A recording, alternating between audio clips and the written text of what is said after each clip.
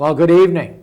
This is Street Talk, and I'm Father Russ Carmichael. New season starts tonight, and I'm sorry, but we're going to do a tape because we had a lot of things happen.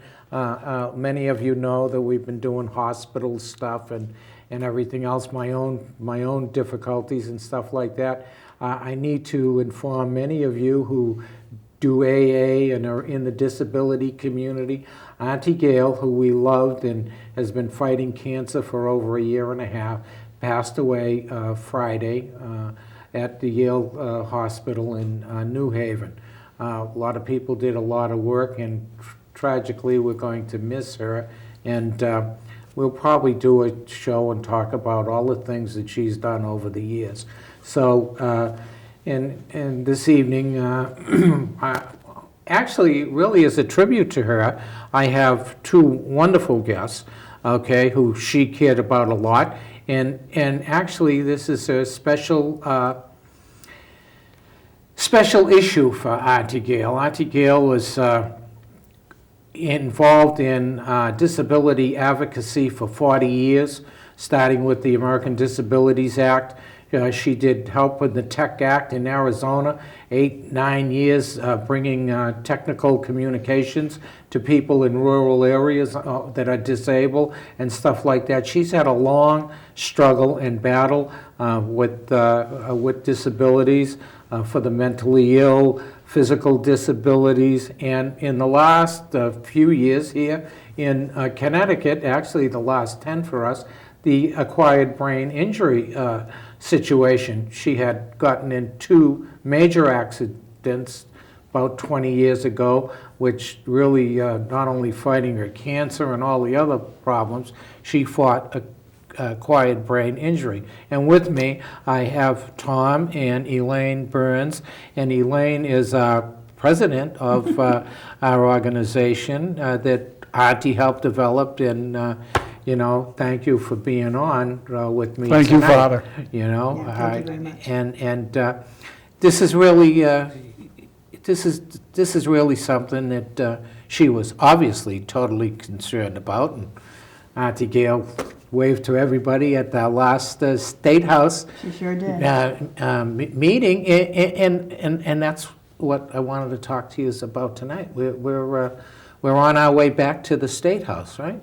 We are, and I'm really glad you made this a nice tribute to Auntie Gail. And I know she'll be missed and was very dear to you and to many people. So Thank you. that's nice. Yeah. But yes, we will miss her on January 28th when we go back to the Legislative Office building to have a forum about brain injury and the brain injury waiver and all the issues that are impacting families and survivors' lives. That's really what we're doing once again.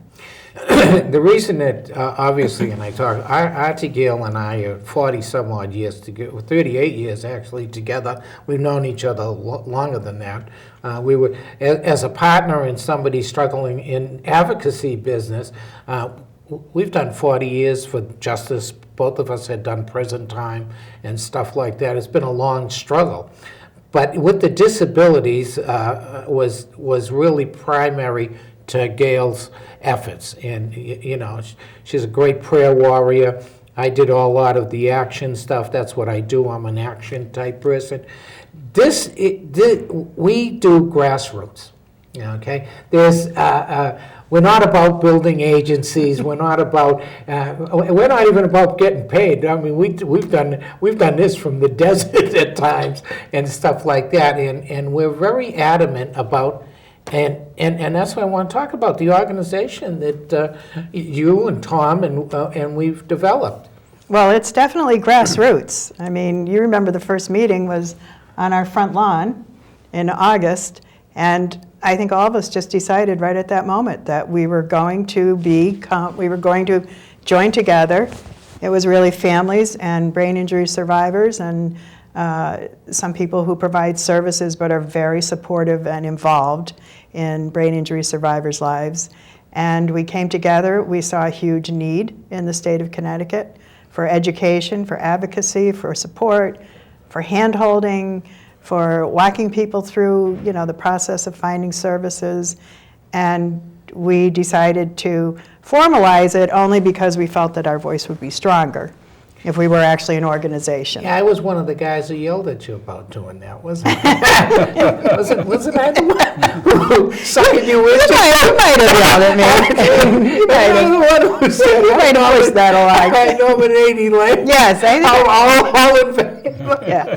I got nominated really early, and no one even told me I had been I don't nominated. think we really did. We Yeah. snookered you into Yep.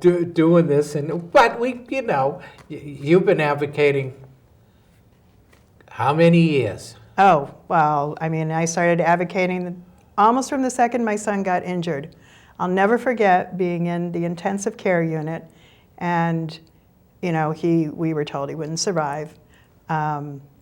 And I remember a nurse pulling me aside, and she'd been in that ICU unit for many, many years, and she pulled me aside after a couple of days, and she said, "You need to remember that you're his advocate now, because he can't do that." And it never left. That stayed with me. That made such an impact. It is. Yep. It is an impacting thing because you have to be the voice. You have to be the voice. Okay, Yep. and for anybody to get real care, it's a struggle, huh? It's a huge struggle. Huge struggle. Yep. And many people don't even receive care because they don't have anybody that can get out there and advocate for them and be their voice. And many people don't even know that there is help. So that, people helped us, although I struggled a lot just to find how to maneuver it. But now that we do, we are lucky enough to have him in a stable situation, in a very good situation. I feel obligated to help other people. I want to help other people. I know how hard this journey is. Seriously hard. Yep. Most people didn't realize, Auntie Gail had 24/7 care. For her to live in the community and do what she was able to do, it was, she always had to have somebody with her. Short-term memory loss, people don't understand. You can be someplace and not know where you are, not know how you get there, right? And what's scary, in the same token, she couldn't remember she could remember the past stuff Right. far better than immediacy. I mean, it was... That's very frustrating. Very, very frustrating. But, she contributed. She went to AA meetings Yep. and stuff like that. I mean, a lot of people in New London love her, and the only way they're getting communicated that she is gone is through street talk and through stuff, because she's a very funny lady. She didn't want no services. She didn't want no viewing or anything else like that. It was like, boom, she's gone. And I really believe part of it was that she saw herself as she was in the past before the accident, was a very beautiful lady. And then, of course, because of the struggles and failed and stuff like that. So, so Auntie Gail, for a lot of people, is going to remember, they got to remember her the way she was, from years ago, because they Right. did, And they should remember her as a survivor. Ah. I really feel many of our survivors, and they are survivors, Absolutely. they don't feel that they're survivors. They feel that they're less than they were. They feel that and sometimes I think families aren't sure how to approach them or how to support their loved ones in the community because there's been a change. And we need to empower families and our beloved survivors to understand how we feel about them, how blessed we are that they are part of our lives, because that's a journey none of us want to go on. No, Right. and you're so right about that, because even in care, okay, their decision-making, if they can, has to be, they are the center of what we call managed care, or what we call how they develop their teams and stuff like that. Auntie made most all her decisions that she was capable of doing. Those that she couldn't, I was delegated to be the one who did that through family and everything else like that, through her brothers.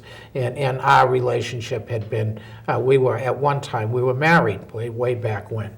And this is who she trusted, and so the decisions she could not absolutely make, we still tried to make them together for her benefit, and she accessed the community always with help and always with somebody. And so you didn't realize why there was somebody with her a lot of times, okay, and stuff like that. So, and this happens with some, and then we have some people that bedridden. Right. You know, Right. so they're all different degrees that we're talking about here, right? Right, right. Well, just like we always say, brain injury, there's so many different faces to brain injury because there's so many different ways the brain can be injured, how serious the injury is. And again, we go back to, these are people who recall their lives before they were brain injured. And that impacts every day of their life. My son, 16 years after he's injured, still wants things that were in his room when he was injured at age 18. He'll just say, Mom, where are my hats?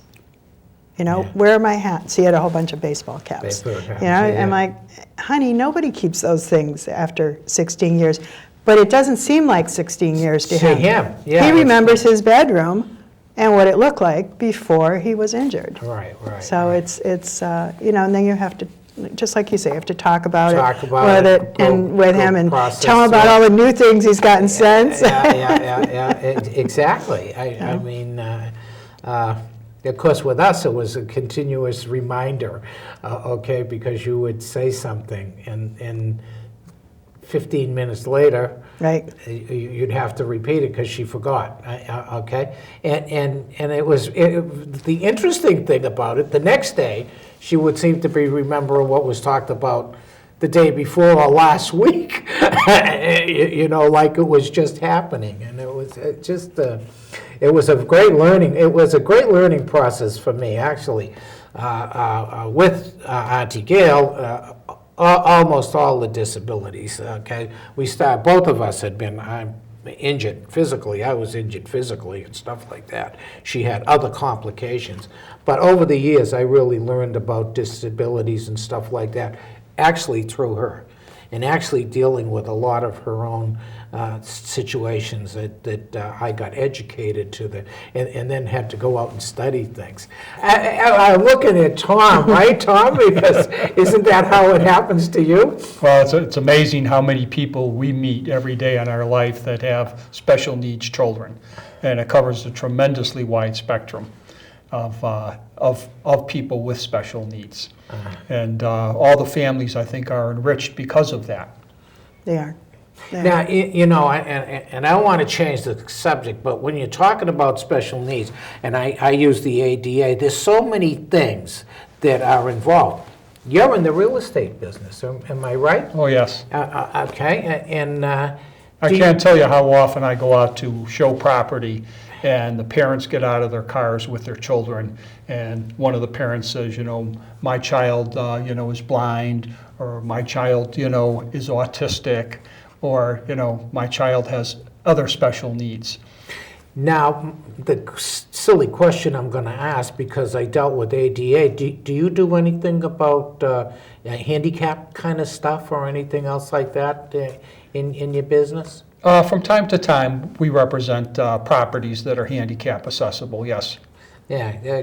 Or a lot of times we'll look at properties with families knowing that it's going to have to, if it's not absolutely perfect now, their criteria is that it can easily become handicapped accessible and stuff right. like that. So you know. bedroom locations, bathroom Bathroom. locations, all those things. Families know what they need, and they'll have, that will be their priority. Yeah, when some know. of it's covered under ADA. That's the reason, see, my long standing with learning about that stuff. And even in Arizona, we had to challenge city areas that didn't have That weren't, access yeah. and stuff like that, and obviously housing's getting ramps built and stuff like that for people who were in wheelchair accessible and stuff like that, so.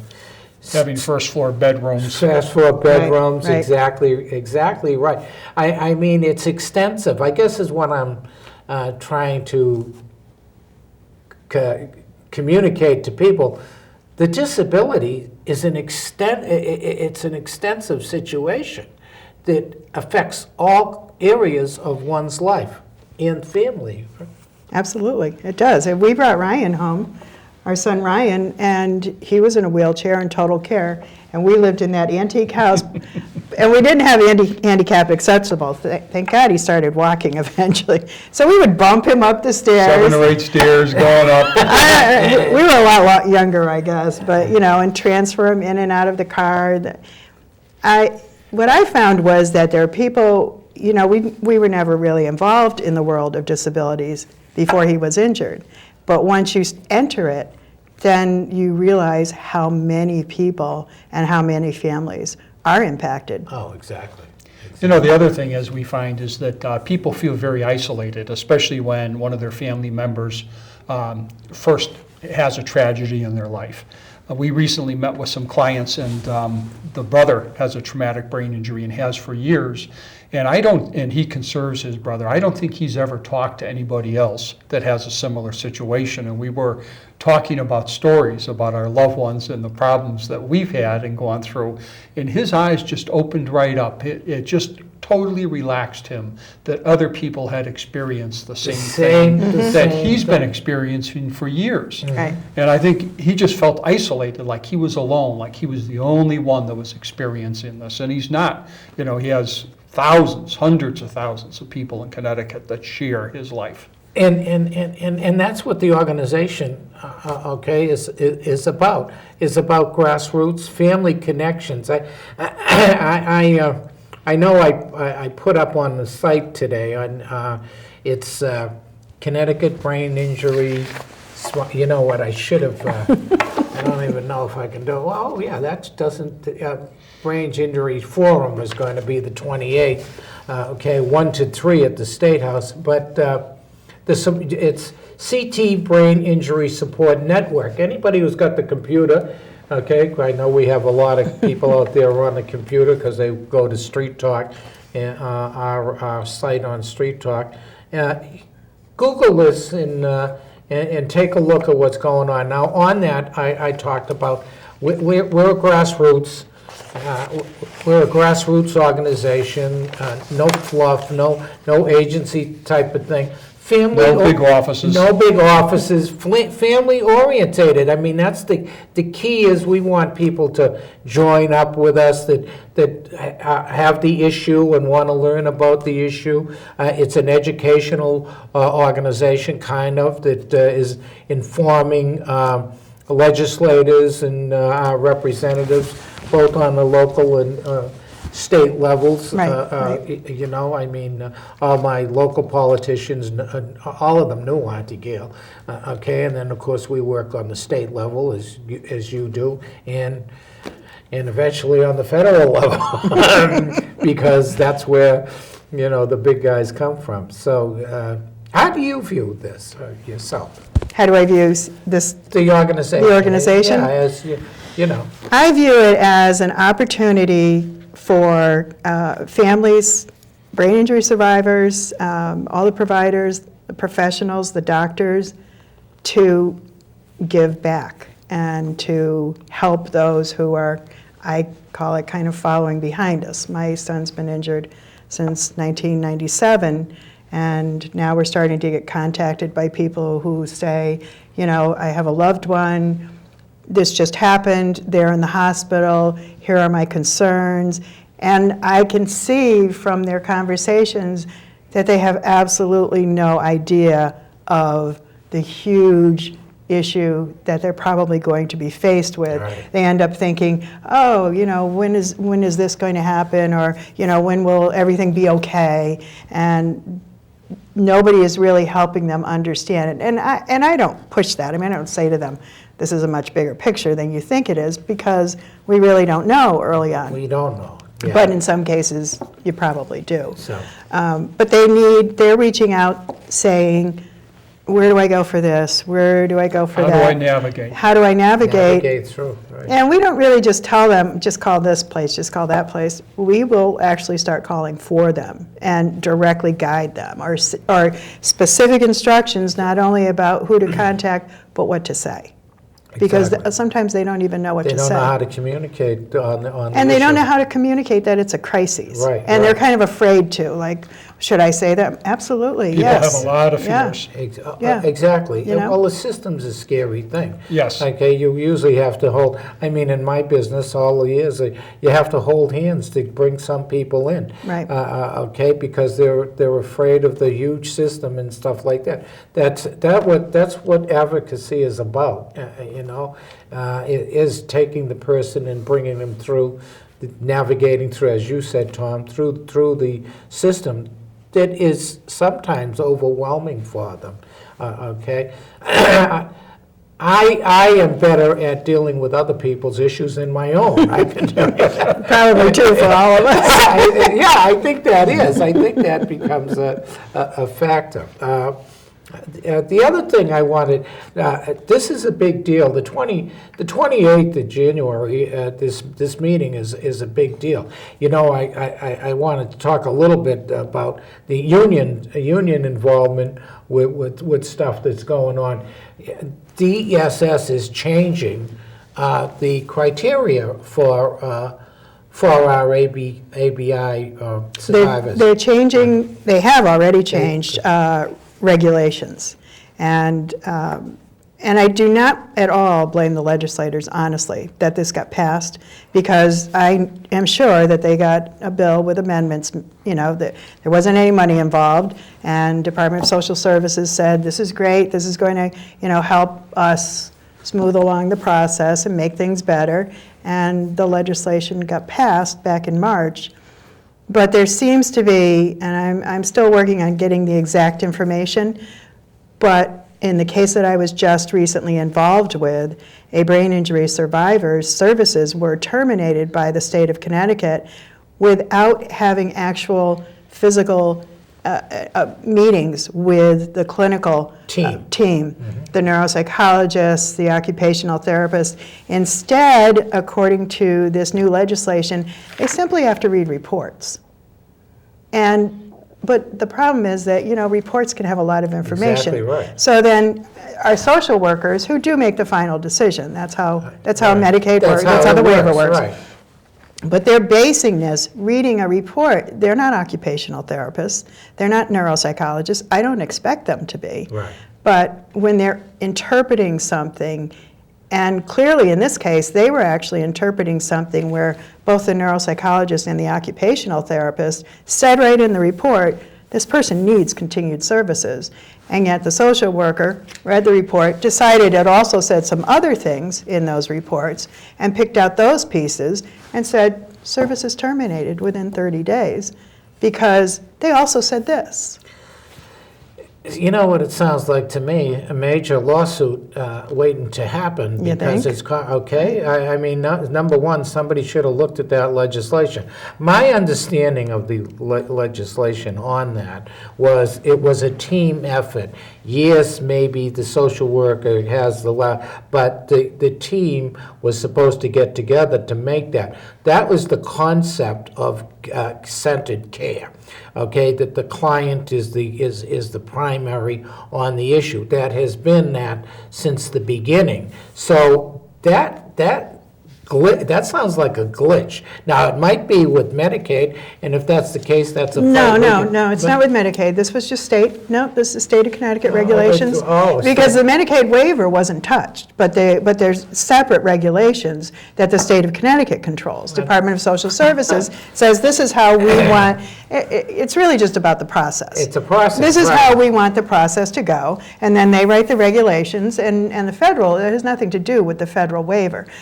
And the reason why it passed so quickly is because it really didn't have anything to do with the federal part of and it, is money, they got to just okay. post it. Then they say, here's our new regulations, and they post it in the Connecticut Law Journal. Well, we have found out that not even many of our legislators and senators understood how to get to the Law Journal. It's actually it's very difficult. Okay. So there's no families or survivors who are looking at it. None of them. We tried, we couldn't figure it out. Okay.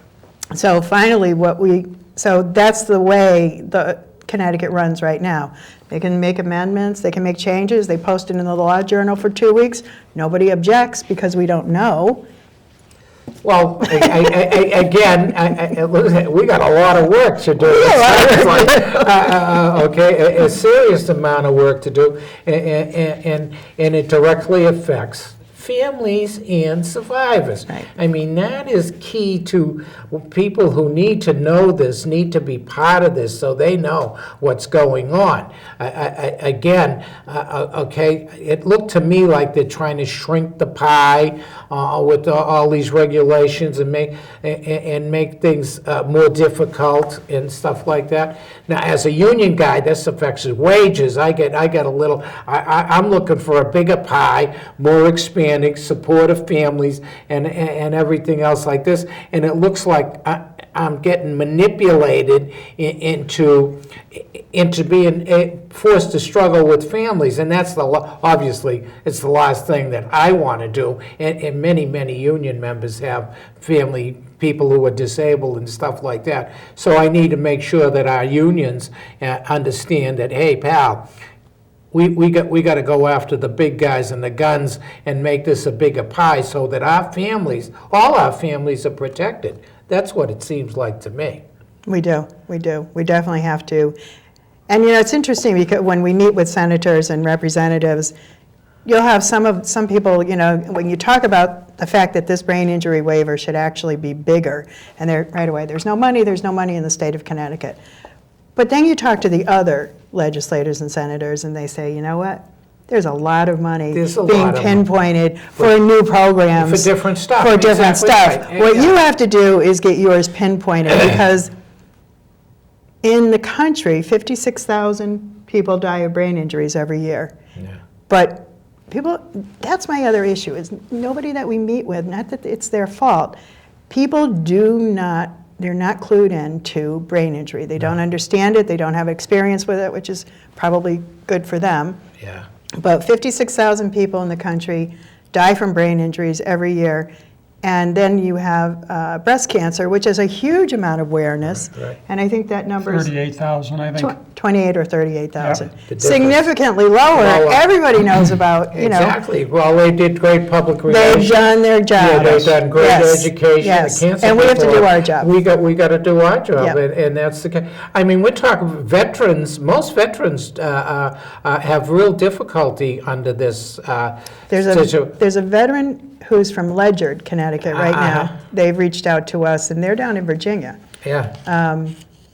But why aren't they in the state of Why aren't Connecticut they in getting the state? services? Exactly. That's my Because- question. Well, and there is, that's a whole, I won't get into it on this show. In fact, you will have to do a show on this, For my viewing audience, I put a lot of heat on Elaine. I've asked her, and I would like her to do at least one show a month, take street talk time, to deal with the brain injury, acquired brain injury, and our disability factors here. I think it would be good for education and stuff like that, and it keys in on the issue. And I know she's capable of hosting this. Yeah, obviously, that's why I nominated her as president and suckered her in on that. And she needs the work. And anybody who knows Father knows we don't pay nobody for nothing. Okay. But I think these issues are so